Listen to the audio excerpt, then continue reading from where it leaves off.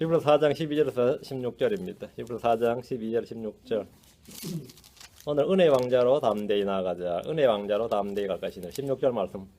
히브리 4장 12절에서 16절인데 16절 말씀 같이 있습니다. 그러므로 우리가 긍휼을 얻고 필요한 때에 도우신 은혜를 얻기 위해 은혜의 왕자로 담대히 갈 것이니라. 예. 이 문장이 지금 11절부터 쭉 이래 보시면 이제 16절까지인데, 예. 안식에 들어가도록 힘쓰자. 이게 11절이잖아요. 안식에 들어가도록 힘쓰자. 그렇죠? 그게 이제 하늘의 왕국에 들어가도록 힘쓰자 이 말인데, 여기 문장 문맥을 잘 파악해서 읽으셔야 됩니다. 뭐 이런 오늘 말씀을 들어보면 이제 다 알게 되겠지만, 안식에 들어가도록 힘쓰자. 또 그 동일한 본에 넘어지지 않도록, 따라 넘어지지 않도록 주의할지니라. 그게 이제 11절 말씀이죠. 11절 말씀을 근거로 해서 이제 밑에 절들이 문맥을 파악을 해야 됩니다. 예. 오늘은 우리가 은혜 왕자로 담대히 나아가자라는 제목으로 말씀을 전하겠습니다. 오늘 우리가 살펴보려는 왕자는 이 땅 위에 있는 어떤 왕이나 왕국이나 왕자가 아닙니다. 하늘에 있는 하나님의 왕자입니다. 땅의 일을 말해도 잘 믿지 못하는 사람들에게 우리는 하늘에 있는 것들을 말하고 증언하려고 합니다. 우리는 하늘에 있는 왕자, 왕자 위에 계신 분, 왕자 둘레에 있는 것들에 대해서 충분한 증언들을 가지고 있습니다. 하나님은 왕들의 왕이시며 그분의 왕자는 하늘에 있습니다. 어떤 사람들은 하늘에도 왕이 있고 왕자가 있고 정부가 있는가? 하늘에도 왕이 있냐? 하늘에 왕이 있다고요. 왕자가 있고 정부가 있습니다. 하늘에도 정치적 권력자가 있는가? 권세자, 권력자가 있는가? 당연히 있습니다. 하늘에는 하늘의 왕국이 있고 하늘이 킹덤이라 말, 헤븐의 킹덤. 하늘 왕국이 있고 왕자가 있고 왕이 계십니다. 하늘에는 성전도 있고 도시도 있습니다. 하늘에는 왕자, 왕, 통치, 권능, 권세는 성경의 핵심 주제입니다. 시편 114편, 시편 11편 4절, 103편 99절, 시편 11편 4절, 103편 19절, 시편 11편 4절. 주께서는 자신의 거룩한 전에 계시며 주의 왕자는 하늘에 있도다. 주의 왕자는 하늘에 있도다. 그분의 노는 사람들의 자녀들을 바라보시며 그분의 눈꺼풀은 그들을 단련하시는도다. 하늘은 하나의 왕자가 있고 주님은 그 위에 있습니다. 왕자 위에 주님 계시는 거죠. 뒤로 마태복음 23장 22절. 그럼 거기 보면 또 하늘을 두고 맹세하는 자는 하나님의 왕자와 그 위에 앉으신 분을 두고 맹세하느니라 했죠. 하늘에 왕자가 있다. 그래서 아무도 하늘을 두고 맹세하지 말라고 말씀하셨습니다. 주님께서 자신의 왕자를 두신 곳이 하늘입니다. 이 왕국이 모든 걸 다스립니다. 시편 103편 19절. 시편 103편 19절. 주께서 자신의 왕자를 하늘들에 예비하셨으므로 그분의 왕국이 모든 것을 다스리는도다. 그분의 왕국이 모든 걸 다스리는도다. 하늘 왕국이 이 땅의 모든 걸 다스린다. 하늘뿐만 아니라 다 다스린다. 그죠? 하늘이 땅을 다스리고 모든 것을 다스린다는 말은 사람들의 마음과 입에 가까이 있는 주의 진리. 사람들이 가끔 이제 주의 진리를 자신들이 말을 하는데 하늘을 노하게 하지 말라. 뭐 하늘이 허락하지 않으면 아무것도 못한다. 하늘의 뜻을 지은인사 대천명이라고 그러잖아요. 하늘의 명을 기다린다. 그렇죠? 하늘이 허락하지 않으면 안 된다. 하늘 거슬리지 말라.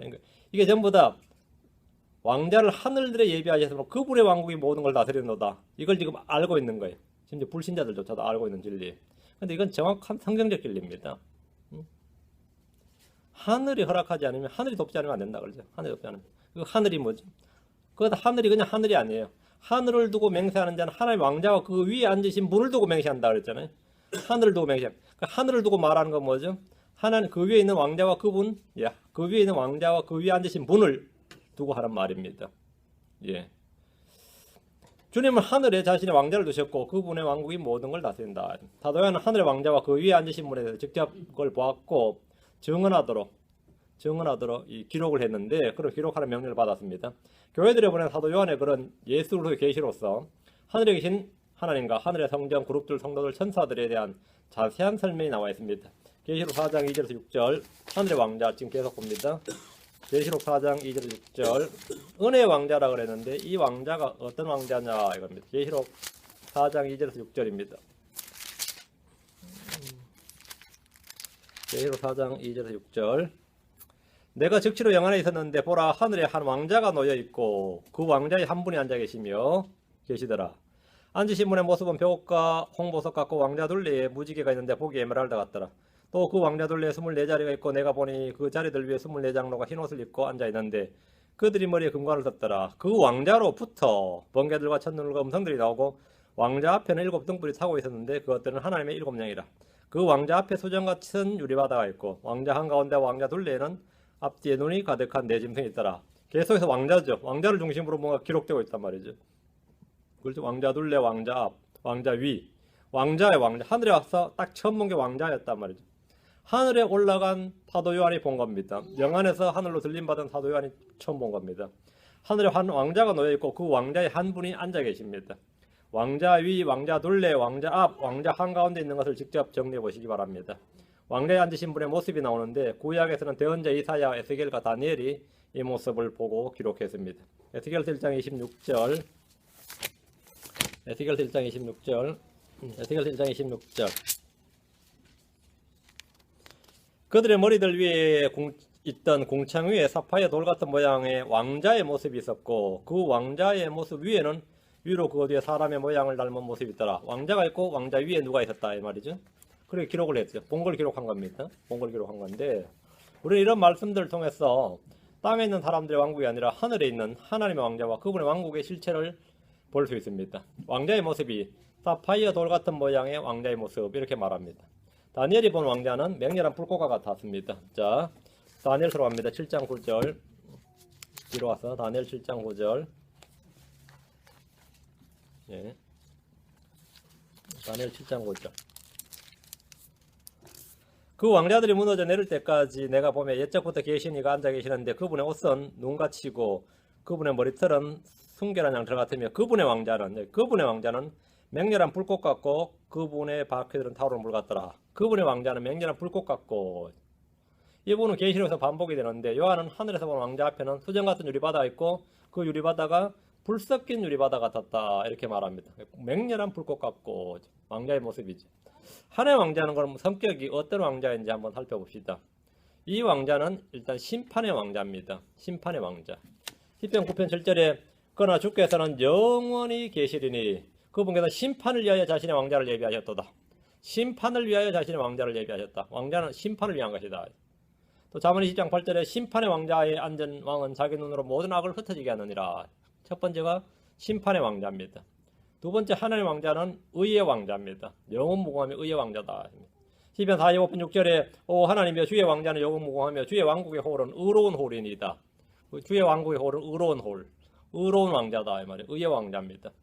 다음 시편 47편 8절에는 하나님의 왕자가 거룩한 왕자다. 거룩함의 왕자라 그랬습니다. 하나님께서 이 교도들을 통치하시며 하나님께서 자신의 거룩함의 왕자에 앉아 계시는도다. 거룩함의 왕자 이렇게 시편 93편 2절에는 주의 왕자는 옛적부터 경고 있었고 대대에 이르는 영원한 왕자라고 말했습니다. 주의 왕자는 옛적부터 경고 있었으며 주는 영원부터 계셨나이다. 그랬고 예레미야가 5장 10절 19절에도 오 주여 주는 영원토록 계시오며 주의 왕자는 대대에 이르나이다. 주의 왕자는 대대에 이르나이다. 영원부터 섰고 대대에 이른다. 주의 왕자가 있는 처소는 정의와 판단의 공의입니다. 시편 89편 14절에 정의와 판단의 공의가 주의 왕자의 처소이며 긍휼과 진리가 주의 얼굴 앞에서 가리이다 했고 시편 97편 2절에는 구름들과 어둠이 사방에서 그분을 두루라니 의와 판단의 공의는 그분의 왕자가 있는 처소로서 의와 판단의 공의는 그분의 왕자가 있는 처소다. 다음 주의 왕자는 영광의 왕자.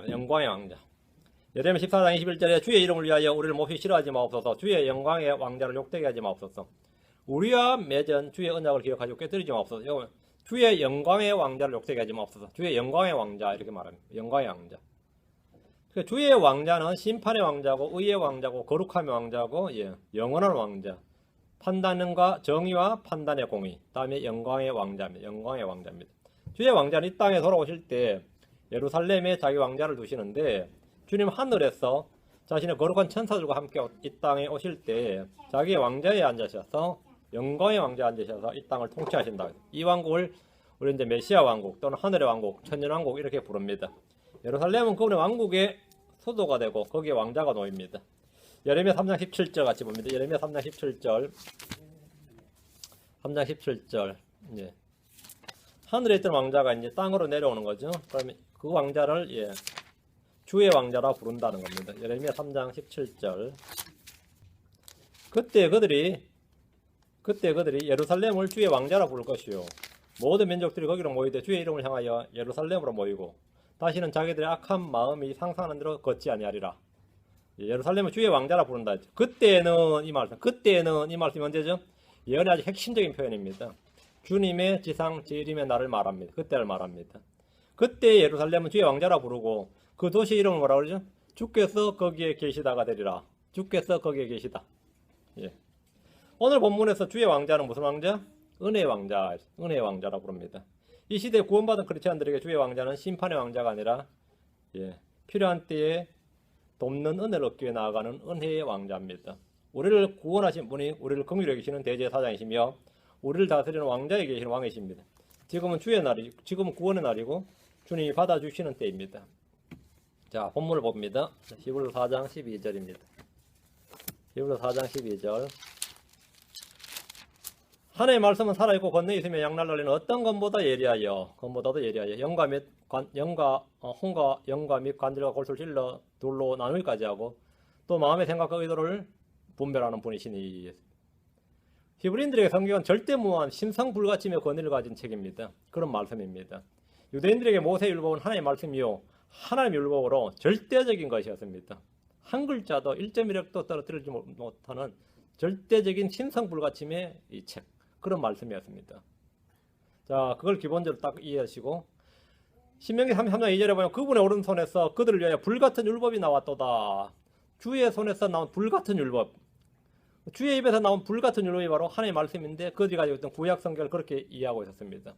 이 말씀을 어겼을 때 그들은 율법에 기록된 대로 징계와 저주와 심판을 다 받았습니다. 그들 율법을 버렸을 때 그들 자신이 주님께 버림을 받았습니다. 율법에 기록된 복과 저주는 문자 그대로 임했고 역사를 통해서 정확히 성취되고 입증이 되었습니다. 하나님의 말씀은 죽은 적이 없고 무효화된 적이 없습니다. 주의 말씀 1.1획도 없어지거나 떨어진 적도 없습니다. 하나님의 말씀은 살아있고 권능이 있습니다. 하나님의 말씀은 양날날래 어떤 것보다도 예리합니다. 주의 말씀은 바빌론 군사들이나 아시리아 군사들이나 시리아 군사들 또는 로마의 군대가 휘두른 칼보다 훨씬 더 예리하게 그들의 홍과 영과 및 관절과 골수를 찔러 둘로 나누기까지 합니다. 군인들이 휘두른 칼은 몸의 살과 뼈를 가르지만 말씀의 검은 홍과 영과 및 관절과 골수를 찔러 둘로 나눕니다. 로마의 군대가 아무리 강해도 그들의 칼은 사람의 몸을 죽이고 그 뒤에는 더 이상 아무것도 하지 못합니다. 주의 말씀은 죄인들의 혼을 지옥에서 멸할 수 있습니다. 주의 말씀은 마귀를 멸할 수 있습니다. 주의 말씀은 마음의 생각과 의도를 분별할 수 있습니다. 자, 하나님의 말씀은 살아있고 살아있다. 한번 봅시다. 하나님의 말씀은 살아있다. 사도행전 7장 38절, 베드로전서 1장 23절, 사도행전 7장 38절, 사도행전 7장 38절, 베드로전서 1장 23절. 신의 산에서 자기가 말하던 그 천사와 또 우리 조상들과 함께 광야했던 교회에 있으면서 살아있는 말씀들을 받아 우리에게 주던 자가 바로 이 사람이니라. 살아있는 말씀들을 받아, 살아있는 말씀들을 받아 우리에게 주던 살아있는 말씀. 스데반은 모세를 통해 받은 율법을 일컬어서 살아있는 말씀들 이렇게 말합니다. 살아있는 말씀들입니다. 하나님께서는 사람의 몸이 먹는 음식을 땅에서 취하게 하셨고 사람의 영이 먹어야 할 음식을 하늘에서 오는 하나님의 말씀으로 살도록 하셨습니다. 주님께서는 땅과 하늘을 동시에 사람은 둘 다를 취하도록 하셨습니다. 몸은 땅에서 나는 음식을 먹고 영은 하늘에서 내려주는 음식을 먹도록 하셨단 말입니다. 이게 살아있는 말씀입니다.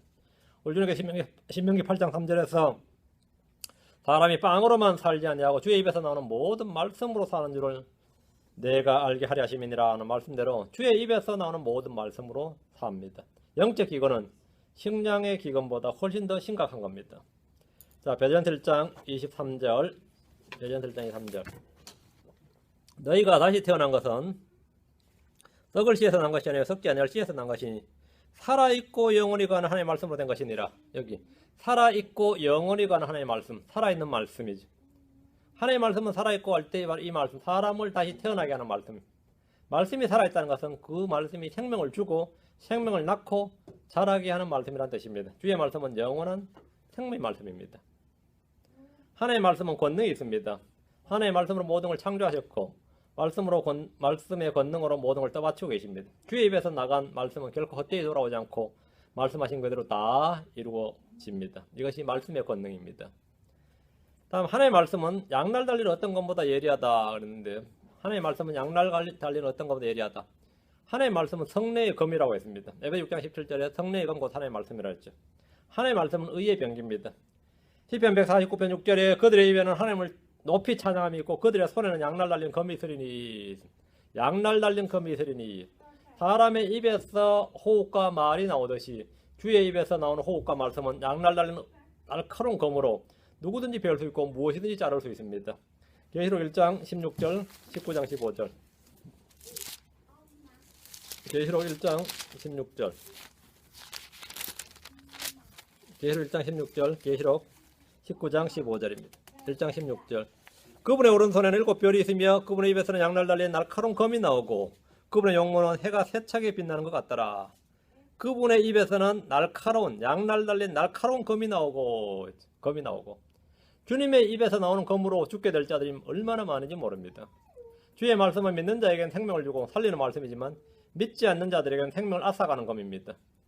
마귀들도 주의 입에서 나오는 영의 호흡에 의해서 소멸되고 그 말씀에 목배임을 당합니다. 대환란 때 아마겟돈 전쟁에서 이 말씀은 실감나게 보여질 겁니다. 19장 15절. 그분의 입에서 예리한 검이 나오는데 그분께서 그 검으로 민족들을 치시고 철장으로 그들을 다스리시리라. 또 그분께서는 전능자 하나님의 맹렬한 진노의 포도즙 틀을 밟으시며. 예리한 검이 나온다. 입에서 예리한 검이 나온다. 그래서 다 사람들을 죽이는 데 사용됩니다. 히브리서 기자는 본문에서 하나님의 말씀이 살아있고 권능이 있고 양날 달리는 어떤 것보다 예리하다고 한 것은 11절 말씀과 4장 11절 말씀과 연관지어서 볼 때 의미가 굉장히 선명하게 다가옵니다. 11절은 우리가 말씀을 믿지 아니한 조상들의 본을 따라 넘어지지 않도록 하자는 경고와 권면입니다. 히브리 조상들은 주의 말씀을 경시하고 업신여겼다가 광야에서 멸망을 당했습니다.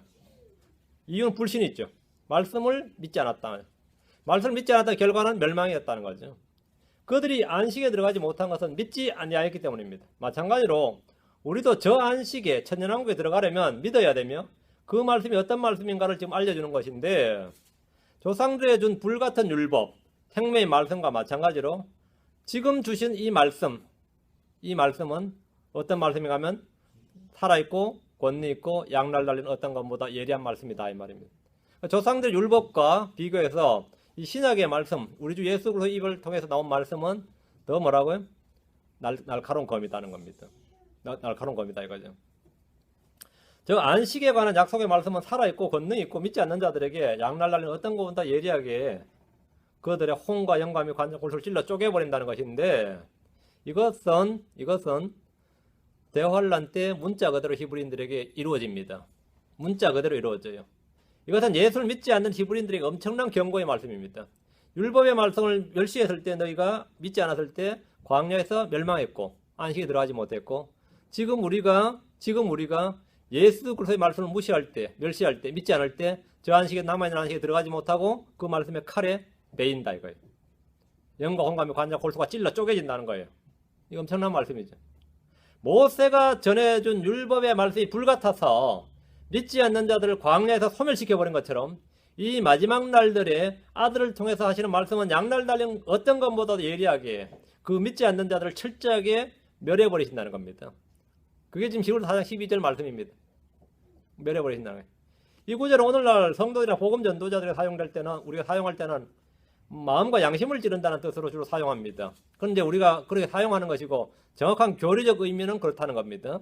자, 사도행전 2장 37절, 5장 33절, 7장 54절. 이건 우리가 지금 복음 전도자들이 하나님의 말씀의 권능을 영적으로 적용할 때 이런 말씀을 씁니다. 이거 우리 혼에 어떤 역할을 하느냐. 사도행전 2장 37절. 양날 달린 검이란 말씀이 어떤 것인가 하면 이런 겁니다. 사도행전 2장 37절. 이제 그들이 이 말을 듣고 마음속으로 찔려 베드로와 나머지 사도들에게 이르되, 사람들아 형제들아 우리가 어찌할까 하거늘. 여러분, 이 말을 듣고 마음속으로 찔려, 이게 pricked거든요. They were pricked. 그들은 찔렸다 이거죠. 그들의 마음속에 찔렸어요. 그들의 마음이 찔렸다요. 그렇죠? 자, 찔렸다. 이 하나님 말씀의 검이죠. 말씀의 검입니다. 찌른다 이거죠. 하나님의 말씀을 들은 그들은 마음이 찔렸다. 5장 33절 기록합니다. 5장 33절. 성경 문자 그대로 있는 그대로 보면 됩니다. 예. 그들이 그 말을 듣고 마음이 상하여 그들을 죽이려고 의논하더라. 상하여라는 부분이요. cut to the heart. 마음이 상하였다고 할 때 이 단어가 칼로 자른다는 뜻인데 그들의 마음이 칼로 커팅 됐다는 거예요. 컷 됐다 이거예요. 말씀의 검이죠. 그들이 이 말을 듣고 그 말을 듣고 마음이 상하여 마음이 컷 됐다는 거죠. 7장 54절. 7장 54절. 그들이 이것들을 듣고 마음이 상하여 그를 향해 이를 갈가늘. 마음이 상하여 이것도 컷이죠. 예. 마음이 상하여 이를 갈가늘. 마음이 상하여 이를 갈가늘. 7장 54절. 예. 그들이 그들을 they were cut to the heart. cut to the heart. 그들의 마음이 컷이 됐다 이거예요. 양날 날린 겁니다. 믿지 않는 유대인들은 주의 말씀을 들었을 때 말씀의 검이 자신들의 마음이 찔리고 잘렸다, 컷됐다, 상했다 이겁니다. 이 검은 사람들의 칼로는 감히 자를 수 없는 리비아다이나 비히모스의 관절과 골수를 찔러 나눌 수 있습니다. 주의 말씀이. 대관란대 주님은 자신의 입에서 나온 칼로 전능자의 큰 날에 모인 모든 자들, 천사들이든 마귀들이든 누구든지 말이죠. 원수들의 관절과 골수를 찔러 쪼개버립니다. 이거 문자 그대로가 된 거죠. 예. 이때는 문자 그대로 됩니다. 성경 말씀이 예사로운 말씀이 아니에요. 그냥 이거 교훈적으로만 받아야지가 아니라 또 어느 때는 문자 그대로 홍과 영감이 관절 골수를 찔러 쪼갠다 이거죠. 그럼 문자 그대로 관절을 찔러 쪼개 갈라버린대. 주의 말씀에 검이 나왔을 때 그들의 관절과 골수를 찔러 쪼개는 겁니다. 예를 들어 4장 13절. 그분의 눈앞에서 드러나지 아니하는 창조물이 하나도 없고 모든 것이 우리와 상관하시는 그분의 눈에 벌거벗은 채 드러나 있느니라. 우리 주님은 우리의 속 중심, 마음을 다 감찰하시고 그 무게를 달아보시는 분입니다. 주님 앞에서 숨길 것은 아무것도 없습니다. 본문에서 그분은 하나님의 말씀을 의인화해서 말하고 있습니다. 그분의 눈앞에서. 속으로 우리는 아브라함의 자손이라고 말해봐야 소용이 없습니다. 율법을 지킨다고 외쳐도 소용없습니다. 그분의 눈앞에서 드러나지 아니한 것이 하나도 없고 벌거벗은 채 드러나 있느니라. 드러나 있느니라. 구약 역대기상 28장 9절, 신약에서는 요한일서 3장 20절. 역대기상 28장 9절. 다윗이 죽기 직전에 아들 솔로몬에게 유언과 같이 남긴 말씀이 하나 있습니다. 역대기 아주 중요한 말씀인데 하나님은 어떤 분이신가? 역대기상 28장 9절. 예. 내 아들 솔로몬아, 너는 내 아버지 하나님을 알고 완전한 마음과 자원하는 생각으로 그분을 섬길지어다. 주께서 모든 마음을 살피시고 생각으로 상상하는 모든 것을 아시나니 내가 만일 그분을 찾으면 만날 것이로되 내가 만일 그분을 버리면 그분께서 너를 영원히 버리시리라. 주님은 어떤 분인가? 모든 마음을 살피시고 생각으로 상상하는 모든 것을 아시나니. 이게 주님이죠. 그분 눈앞에 다 드러나 있다 이거죠. 아무도 숨길 것이 없다. 숨길 수가 없다 입니다. 요한일서 3장 20절입니다. 다윗은 아들 솔로몬에게 주님께서 모든 마음을 살피시고 생각으로 상상하는 모든 것을 아시는 분이심을 가르쳤습니다. 주 하나님 어떤 분이신지 분명히 알려준 겁니다. 요한일서 3장 20절. 만일 우리 마음이 우리를 정죄한다면 하나님 우리 마음보다 크시고 모든 것을 아시느니라. 하나님 우리 마음보다 크시다.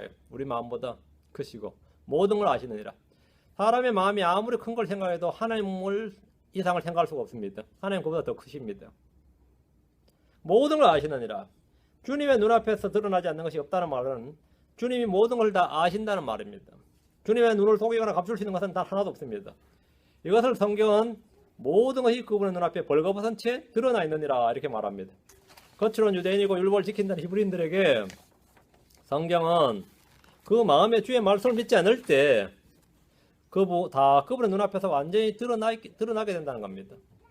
율법 준수하겠다는 어떤 행위로 하나님 앞에서 자신의 불신을 가릴 수 없다는 겁니다. 이는 엄중한 경고의 말씀입니다. 아브라함의 시들로서 히브리인들의 선민의식, 육체의 할례, 안식일 준수, 절기 준수, 음식규례, 성전 희생물 등은 그들의 종교의 전통이지 결코 믿음이 아닙니다. 그들에게 안식을 줄 수 있는 믿음이 아닙니다. 그들은 조상 때부터 물려받은 헛된 행실과 유대교란 종교와 조상들의 전통과 율법으로 결코 자신들을 가릴 수가 없습니다. 성경은 말하기를 그들은 그분의 눈에 벌거벗은 채로 드러나 있느니라 이렇게 말합니다. 하나님의 말씀이 살아있고 권능이 있어서 양날 달리는 어떤 것보다 예리하고 모든 것이 우리가 상관하시는 그분의 눈앞에 드러나 있다면 누가 구원을 받고 누가 저 안식에 들어갈 수 있습니까? 어떻게 남아있는 안식에 들어갈 수 있느냐? 14절이 바로 그 질문에 대한 답입니다. 14절 히브리서 다시 가서 4장 14절 그런즉 우리에게 위대하신 대제사장 하늘로 들어가신 하나님의 아들 예수님이 계신 줄 알므로 우리가 우리의 신앙 고백을 굳게 붙들자. 이 구절은 3장 1절에서 말한 우리의 사도이시며 대제사장이신 예수 그리스도에 관한 증언입니다. 히브리인들에게 믿음의 조상들이 있다. 모세가 있다. 대언자가 있다. 제사장들이 있다. 성전이 있다. 우리에게 율법이 있다. 랍비들의 전통이 있고 장로들의 유언이 있고 수천 년 동안 축적되어 온 지혜 산물인 탈무드가 있다. 그런데 그런 것들로는 저 안식에 들어갈 수가 없다는 겁니다. 그런 것들은 저 안식에 들어갈 수 없다. 저 안식에 들어가려면 믿어야 되는데 뭘 믿어야 되는가? 모세를 믿어야 되는가? 아니다 이거죠. 하나님을 우리가 믿고 있고 섬기고 있는데 하나님을 믿어야 되는 거 아니다 이거죠. 뭘 믿어야 되냐? 믿음의 대상이 뭐냐? 우리에게 뭐가 있다? 하나님 있다. 오케이. 우리에게 율법이 있다. 오케이. 성전이 있다. 오케이. 전통이 있다. 뭐 맞습니다. 우리에게 뭐가 있느냐? 우리에게 위대하신 대제사장과 하늘로 들어가신 하나님의 아들 예수님이 계신 줄 알므로 우리가 우리의 신앙 고백을 굳게 붙들자. 굳게 붙들어야 돼. 우리에게 있는 것과 우리가 굳게 붙들어야 할 것이 지금 과거의 무엇이 아닙니다. 믿음의 고백, 신앙 고백의 대상의 첫째가 뭐냐면 예수 그리스도라는 겁니다. 예수 그리스도다. 하나님을 믿는다고 저 안식에 들어간 것이 아니라 예수 그리스도가 참 하나님이시고 주 하나님이심을 믿어야 저 안식에 들어간다. 우리의 믿음의 대상은 주 예수 그리스도시다. 둘째, 아들을 통해 하신 하나님의 말씀입니다. 모세를 통해 하신 하나님의 말씀이 아니라 아들을 통해 하신 하나님의 말씀, 이걸 믿어야 된다. 이 말씀은 이전 시대의 대언자들을 통해 하신 말씀과 달리 마지막 날들에 하나님께서 친히 아들을 통해 하신 말씀인데 은혜의 복음이죠. 이 복음을 믿어야 되고 왕국의 복음을 또 믿어야 됩니다. 믿어야 됩니다. 셋째는 우리에게 있는 대제사장입니다. 새로운 대제사장이죠. 히브리인들은 조상 때부터 율법에 따라서 아론의 계열, 레위 체계의 제사장, 대제사장이 있다는 것으로 만족해서는 안 됩니다. 그걸로 만족해서는 안 된다. 그런즉 우리에게 위대하신 대제사장 곧 하늘들로 들어가신 하나님의 아들 예수님이 계시는도다. 이 믿음, 신앙 고백이 있어야 됩니다. 레위지파의 제사장이 아니라 대제사장, 다른 대제사장이 우리에게 있다. 이분은 하늘로 들어가신 하나님의 아들 예수님이십니다. 히브리인들은 이 신앙 고백을 굳게 붙들어야 됩니다. 성경 본문에서 말하는 남아있는 안식, 한 안식, 저 안식에 들어가려면 이 신앙 고백을 굳게 붙들어야 된다는 겁니다. 이 신앙 고백을. 히브리서 4장의 핵심이 바로 이겁니다. 이 신앙 고백, 하늘로 들어가신 위대하신 대제사장 예수 그리스도. 이것이 바로 히브리서 4장의 핵심입니다. 이것이 있어야 저 안식에 들어간다. 남아있는 안식에 들어간다. 크리스천들이 이미 예수 그리스도를 믿음으로 혼의 안식에 들어갔고 하늘의 왕국에서는 그리스도와 함께 왕과 제사장으로 통치합니다. 이 본문은 다 크리스천들과 상관 있는 것이 아니라 히브리인들에게 지금 하는 이야기입니다. 히브리인들이 하는 이야기입니다. 15절입니다. 우리에게 계신 대제사장은 우리의 연약함의 감정을 몸소 느끼지 못하는 분이 아니시오. 못하시는 분이 아니요. 모든 점에서 우리와 똑같이 시험을 받으셨으되 죄는 없으신 분이시니라. 히브리서 기자는 예수 그리스도를 일컬어 구원자가 아니라 우리에게 계신 대제사장이라고 반복해서 언급하고 있습니다. 율법에 근거해서 예수님의 사역과 역할과 존재를 증언하기 위한 겁니다. 모세 율법은 다가올 일들의 그림자로서 그 실체가 되신 예수님에 대해서 증언합니다. 율법은 그리스도께로 인도하는 가정교사입니다. 성막과 성전은 예수님의 몸을 예표로 하는 그림자입니다. 다윗의 왕자와 왕국은 그리스도의 왕자와 왕국을 예표하는 그림자입니다. 일곱째 날 안식일은 천년왕국의 예표입니다. 몸의 할례는 그리스도의 할례의 예표입니다. 아론의 계열에 따른 대제사장은 멜기세덱의 계열에 따른 대제사장의 모형입니다. 율법에 따라 혈통으로 계승된 대제사장은 하나님께서 임명한 대제사장의 모형입니다. 하나님께서 친히 임명하신 대제사장, 예수의 모형이다. 일시적인 템포러리, 일시적인 대제사장, 육신의 연약함에 따른 대제사장은 영원하고 완전한 대제사장, 예수님의 모형입니다. 그림자라는 겁니다. 그림자. 이건 모두 그림자와 실체의 관계입니다. 땅에서 동물의 피로 희생제를 드리는 대제사장과 자신의 몸을 거룩하게 드린 대제사장, 땅의 지성소에 들어가는 대제사장과 하늘의 성막 지성소에 들어간 대제사장. 이건 전부 다 모형과 실체의 관계입니다. 2장 17절에서 우리 대제사장인데 좀 보면, 자, 4장에 지금 보니까 우리에게 위대하신 대제사장이었는데 히브리서의 핵심 모의 중에 하나가 이 대제사장입니다. 2장 17절부터 쭉 앞에서부터 대제사장이랑 관련 구절만 한번 쫙쫙 언더라인을 하든지 한번 마킹을 한번 해봅시다. 2장 17절에 무슨 대제사장이요? 그러므로 모든 일에서 그분께서 자기 형제들과 갖게 될 필요가 있었나니 이것은 그분께서 하나님께 속한 일들에서 긍휼 많고 신실한 대제사장이 되사 백성의 죄들로 인해 화해를 이루려 하십니다. 무슨 제사장? 긍휼 많고 신실하신 대제사장. 3장 1절은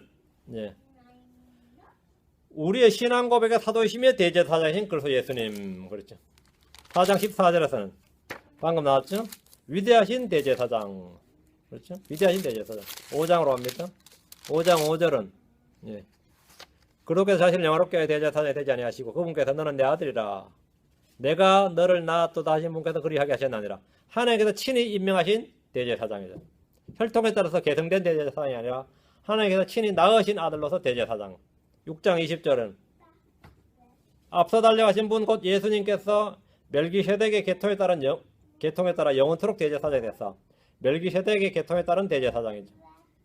다음 6장 20절에 했고 참 7장으로 와서요. 7장 26절 이러한 대제사장께서는 우리에게 합당한 분이셨으니 그분은 거룩하시고 해가 없으시고 더러움이 없으시고 이러한 대제사장 맞죠? 거룩하고 해가 없으시고 더러움이 없으시고 죄인들로 분리되시고 하늘들보다 더 높이 되신 대제사장. 7장 27절은 무슨 대제사장이죠? 단 한 번 친히 자신을 희생물로 드린 대제사장이고요. 다음 히브리서 7장 28절에서는 영원 뭉토록 거룩히 구분된 아들로서 대제사장이죠. 이런데 9장 11절 다가올 좋은 일들의 대제사장으로 오시되 다가올 좋은 일들의 대제사장. 13장 11절 예수님은 하나님의 집을 다스리는 대제사장이다. 하나님의 집을 다스리는 대제사장이다. 성경에서 온통 지금 성경에 말하는 바가 뭐냐면 대제사장 예수 그리스도입니다. 대제사장 예수 그리스도다. 대제사장. 대제사장 예수 그리스도다. 자, 그럼 다시 4장 와서 15절. 우리에게 계신 대제사장은 우리의 연약함의 감정을 몸소 느끼지 못하시는 분이 아니시오. 모든 점에서 우리가 똑같이 시험을 받으셨을 때 죄는 없으신 분이시니라. 예수님은 사람이 되신 분으로서 우리가 동일한 살과 피에 참여하셨습니다. 그분은 우리의 연약함의 감정을 몸소 느끼시며 모든 점에서 우리가 똑같이 시험을 받으셨습니다. 시험을 받으셨지만 그 시험을 다 이기셨습니다. 광야에서 마귀의 시험을 물리치셨고 바리새인들과 사두개인들과 율법사들과 서기관들의 다양한 시험을 다 이기셨습니다. 모든 점에서 우리가 똑같이 시험을 받으셨을 때 이 말씀은 십자가 위에서 절정을 이루옵니다. 우리의 모든 죄를 다 담당하셨기 때문에 그분은 그 순간에 오늘 위에 모든 사람의 온갖 종류의 죄와 시험을 다 맛보셨습니다. 십자가에서 다 맛보셨습니다. 그 짧은 순간에. 시험을 받는 것은 죄가 아닙니다. 그 시험을 받으셨을 때 주님은 그 시험에 굴복하지 않으셨다. 예수님은 모든 점에서 우리와 똑같이 시험을 받으셨지만 죄가 없으신 분이고 예수님은 죄를 알지 못하지만 죄가 되신 분이십니다. 예수님은 그러나 죄를 짓지는 아니하셨다. 이 말이에요. 그분께서는 죄를 짓지 아니하시고 죄를 짓지 않으시고 우리가 똑같은 살과 피를 취하셨고 우리의 연약함의 감정을 몸소 느끼셨고 모든 점에서 우리가 똑같이 시험을 받으셨지만 죄가 없으시고 죄를 알지 못하시고 죄를 짓지 아니하신 분이 예수님이십니다. 우리들은 자신들에게 율법에 따라 세워진 대제사장이 아니라 이런 대제사장이 있다는 사실을 알고 그분을 믿어야 됩니다. 이분은 혼의 속죄를 위해 자신의 피를 흘리시고 자신의 몸을 희생 허물로 드리신 대제사장이십니다. 우리에게 계신 대제사장은 우리의 죄와 불법과 허물과 연약함과 질병을 친히 자신의 몸으로 담당하신 분입니다. 자, 4장 16절. 4장 16절.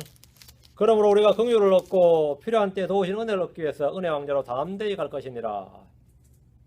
히브리인들은 누구나 율법을 통해 주님께 나아갔습니다. 동물 희생제를 들고 성전으로 와서 주님께 나아갔죠. 그러나 황소와 염소의 피로는 죄를 제거하는 것이 불가능합니다. 불신의 죄를 씻는 것도 불가능합니다. 그런 그들에게 우리에게는 뭐가 있다? 우리에게는 히브리인들 지금 뭐가 있어요? 하나님께 주신 뭐가 있습니다. 그 레위 제사장과 성전과 성막의 희생물이, 동물 희생물이 다가 아니고 우리에게는 예, 뭐가 있다 이거죠. 대제사장, 긍휼 많고 한 뭐 대제사장이 있다 이거예요. 우리에게는. 그리고 우리 26절에서 우리가 긍휼을 얻고 필요한 때에 도우시는 은혜를 얻기 위해 은혜의 왕자로 담대히 갈 것이니라. 예, 담대히. 이 긍휼만은 이 긍휼을 얻고 할 때 이 긍휼을 얻고라는 이 긍휼이 어떤 긍휼인가 하면 다윗에게 베푼 확실한 긍휼을 믿는 자들에게 베푸신다는 말씀입니다. 이 긍휼을 얻기 위해서 가는 겁니다. 다윗에게 베푼 확실한 긍휼. 이게 이사야 55장 3절, 사도행전 13장 34절 나오는데 다윗에게 베푼 확실한 긍휼을 믿는 너희에게 베풀겠다 이거예요. 우리에게 뭐가 있다고요? 율법이 있을 뿐만 아니라 뭐가 있어요? 긍휼을 얻을 수 있는 누가 있다 이거. 긍휼 많은 대제사장이 계신다는 거예요, 우리에게. 그러니까 우리가 긍휼을 얻고 필요한 때 도우시는 은혜를 얻기 위해서 은혜 왕자로 담대히 나아갈 것이다. 이거. 다윗은 율법에 따르면 속죄 허물이 없는 죄를 지었고 반드시 죽임을 당해야 했습니다. 이게 다윗의 죄입니다. 그게 다윗의 불법입니다. 그러나 주님이 베푸시는 확실한 긍휼로 말미암아 그는 율법을 이기고 오히려 시성을 받았습니다. 정결함을 입었습니다. 우리에게 긍휼 많은 대제사장이 있다는 사실은 예수님을 십자가에 못 박아 죽이고 그 피를 흘린 히브리인들에게 율법에 따라 처벌하고 저주를 주고 심판을 내는 것이 아니라 용서하시는 긍휼을 베푸시는 그런 대제사장이 그들에게 계시다. 그분 예수님이시다 이거죠. 그들이 어떤 죄를 지었다. 율법에 따르면 속죄를 받을 수 없는 어떤 죄를 지었다 할지라도 그 모든 죄가 사해지고 불법이 정결해지고 깨끗함을 입고 용서받는 아무 행위 없이 네, 용서받는 그런 긍휼을 얻는다요. 그런 긍휼 많은 대제사장이 있다요. 긍휼을 얻기 위해서는 한 가지가 필요합니다. 긍휼 많은 대제사장에게 나아가는 겁니다. 지금까지는 동물을 들고 성전으로 나와서 제단 위에서 그걸 올렸습니다. 그 대제사장 앞에 제사장 앞으로 나갔죠. 이제는 긍휼을 얻고 필요한 때에 도우시는 은혜를 얻기 위해서 어디로 간다? 예루살렘 성전이 아니라 은혜의 왕자로 긍휼 많은 대제사장 앞으로 간다는 겁니다. 그 은혜의 왕자로 담대히 나아갈 것이니라. 그리로 가라는 겁니다. 그리로 가라. 예루살렘 성전으로 가지 말고 어디로 가라고요? 예수님께로 가라 이거예요. 믿는 자들에게 그분의 왕자는 은혜의 왕자입니다. 믿지 않는 자들에게 그분의 왕자는 심판의 왕자입니다. 우리는 언제든지 은혜의 왕자로 나아갈 수 있습니다. 히브리서 기자는 동족 히브리인들에게 예루살렘의 성전 제단으로 나아가라고 하지 않았습니다.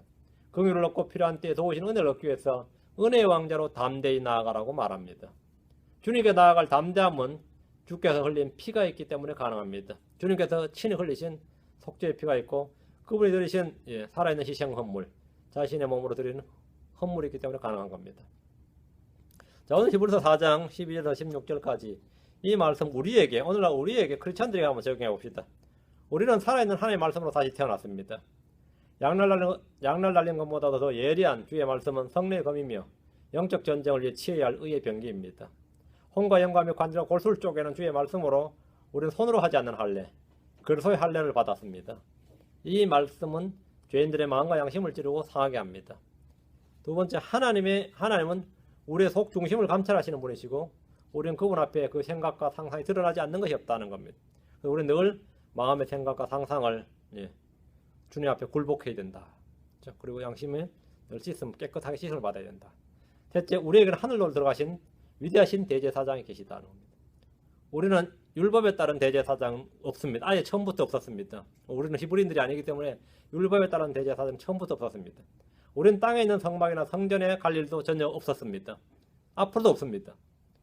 우리는 하늘에 있는 성막, 성전에 계신 대제사장이 있는데 그분은 긍휼 많고 필요한 때에 돕는 분이시다. 은혜를 베푸시는 대제사장이 계시다. 이것이 우리에게 적용됩니다. 우리는 예수님이 주요 그리스도시요 살아계신 하나님의 아들이시라는 신앙 고백을 굳게 붙들어야 됩니다. 이 신앙 고백을 붙들어으로써 우리는 혼의 닷과 같은 그런 안정을 얻습니다. 확신을 얻습니다.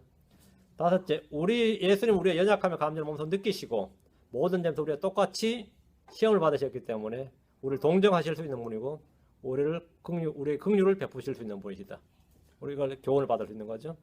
다음 우리는 언제나 긍휼을 얻고 도우시는 은혜를 얻기 위해서 은혜의 왕자로 담대히 나아갈 수 있습니다. 이것은 모든 크리스천들이 주어진 특권입니다. 우리는 그분의 자녀들이기 때문에, 아들들이기 때문에 긍휼을 얻고 도우시는 은혜를 얻기 위해서 언제나 은혜 왕자로 나아갈 수 있다. 긍휼을 얻는다는 것. 내가 죄를 지었을 때, 아니 내가 불법을 저질렀을 때, 아 큰일 났다. 구원받고 나서 이렇게 살아서는 되겠는가? 큰일 났다. 이제 끝났다가 아니라 긍휼을 얻을 수 있는 대제사장이 있다. 긍휼을 베푸신 대제사장 우리에게는 영원토록 있다. 예. 이것이 바로 크리스천에게 주시는 크리스천들에게는 놀라운 은혜가 되는 겁니다. 긍휼을 베푸시는 분. 그리고 도우시는 은혜를 얻기 위해서 은혜 왕자로 담대히 나아갈지니라. 우리는 다른 누구에게 나아갈 수 없습니다. 항상 도움을 얻기 위해서는 하나님께 먼저 나아가는 그런 신앙의 훈련이 좀 되어 있어야 되겠습니다. 우리가 먼저 급할 대로 아는 사람한테 먼저 도움을 청하고 나서 그것도 안 되면 마지막에 주여 이렇게 하는데 사실은 주님께 먼저 도우시는 은혜, 도움을 먼저 주님께 구하는 것이 크리스천입니다. 은혜 왕자입니다. 오늘 여기까지 하고 다음 시간에 오장 합시다. 기도합니다.